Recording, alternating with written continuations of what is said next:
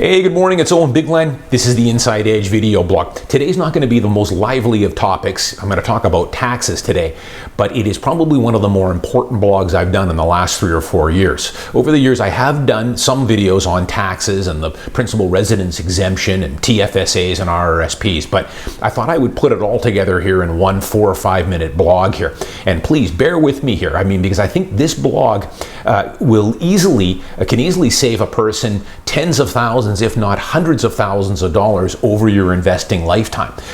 Taxes are a boring topic for sure, but I advise people to at least learn the rudimentary basics of taxes and how certain asset classes are taxed and some of the tax advantages that the government gives us that you should be taking advantage of. So I'm going to give you here in about 4 minutes at least the main ones you want to focus on. And then I would also advise that once you get to a certain level, you've bought a principal residence, you've bought maybe an investment property or two, you're now saving for your retirement, so you're buying some equities, some stocks, some ETFs. I would strongly urge that you hire a good accountant to file your taxes, and even go one step better, hire a tax planner to help make sure that you're taking advantage of all the deductions you can take. Because I find so many Canadians, and for good reason, it's boring stuff, just aren't aware of a lot of the advantages that are out there that the government gives us. And they're probably paying, as I say, tens of thousands of dollars more than what they should in taxes, and they're not sheltering certain assets properly. So here are, in 4 minutes, are some of the basic ones you want to focus in on. First and foremost, the principal residence exemption. I've blogged about this many times over the years. This is by far, it's the only real true tax shelter the government gives us, and it's by far the best. More millionaires have been minted by the principal residence exemption than anything else. RRSPs, TFSAs, pension programs through your employer, nothing comes close to what you can shelter and what you can accumulate under that principal residence exemption.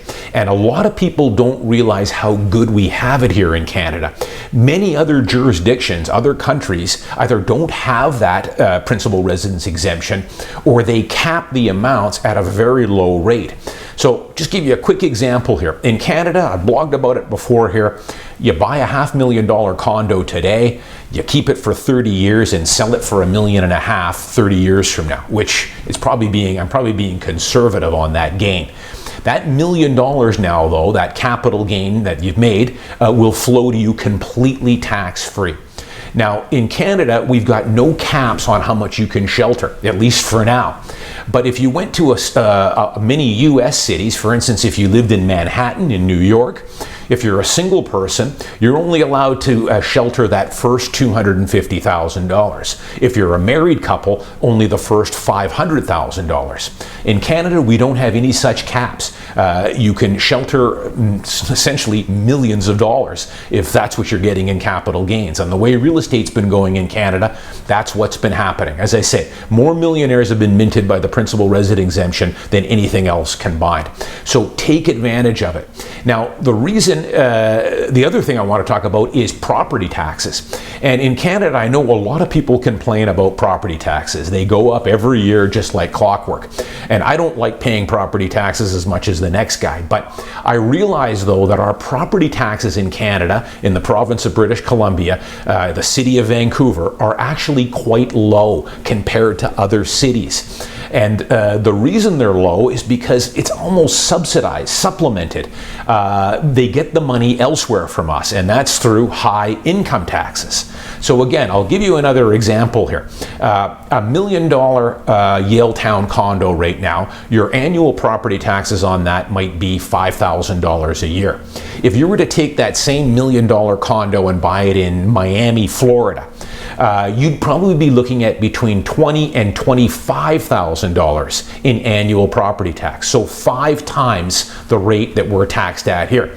The reason is that in a state like Florida, as there are in several other states, they do not have a state income tax. It's only at the federal level, no state level income tax. So they pay a much lower income tax rate than what we do here in Vancouver. So that's where they make it up. Now, the government, federal government and provincial government started a mandate many decades ago to encourage people to own their principal residence. And that's one of the benefits we get is relatively low property tax rates. Take advantage of it. Where they kill us, though, of course, is on our income tax. And that's why my wife jokes every year in February or March when I start to compile my numbers for my accountant. I've got to keep a bottle of tequila on my desk here when I start adding up the numbers and what I have to pay every year to Revenue Canada. So take advantage of as many benefits as they give us. The principal resident exemption is the best by far. And it's one of the reasons why our property taxes are low as well, because we pay it through the nose in income tax. The other things I want to talk about, and I talk a lot about this in my book, my new book, RRSPs, of course, once you're out of school, you're working, you're earning a paycheck, you should start contributing to your RRSPs. The big advantage with RRSPs, the biggest one anyways, is that it allows you to deduct that contribution every year from your income, which will reduce your annual income tax. That money will grow tax-free as long as it stays in the RRSP, but keep in mind, the RRSP only allows you to shelter the gain until you convert it into a RIF. Once you start drawing that money out in retirement, it's all fully taxable at your marginal tax rate. So the tax man does get you in the end on the RRSP. TFSAs are another great vehicle that you should be taking advantage of. The sooner you start, the better. One mistake that I see a lot of people make with TFSAs, and I blame this a lot on the banks as well, a lot of people seem to put simple things like term deposits or bonds, certificates of deposit into their TFSA. And they're making a huge mistake here. They're losing out on a lot of capital appreciation, and they're just not earning any money off these vehicles. A term deposit's paying you 1%.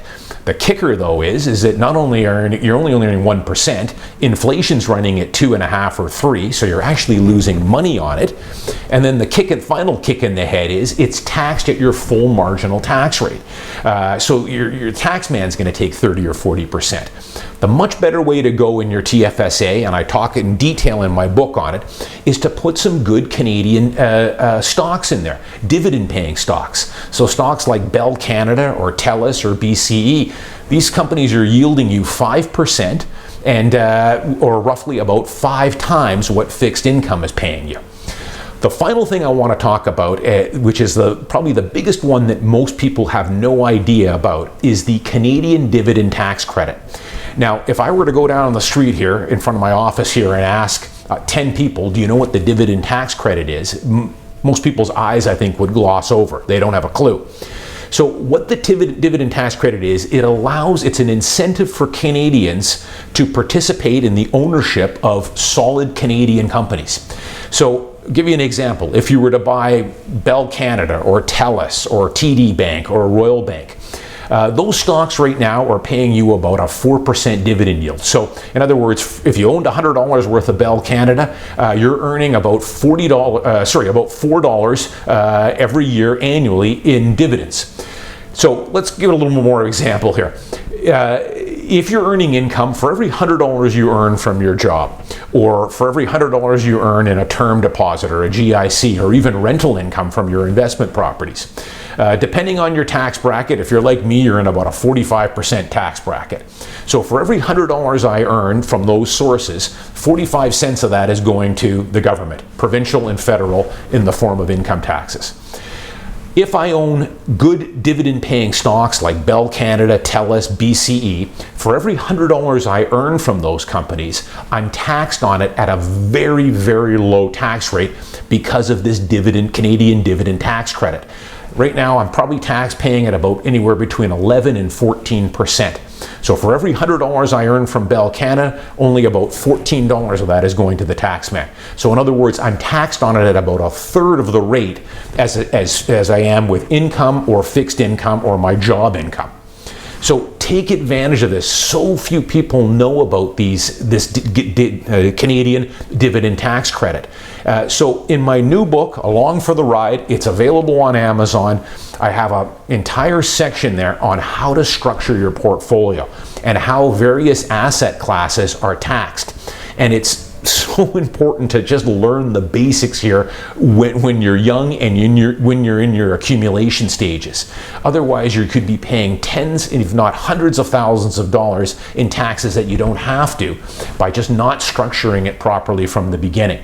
And then from there, I would recommend people, once you start building a decent sized portfolio, or maybe you've bought a couple of rental properties, hire a tax pro, hire an accountant, even better yet, hire a tax planner to file your income taxes and make sure you're taking advantage of all the deductions and all the tax breaks that are made available to us. We don't get many, so you want to take advantage of all of them.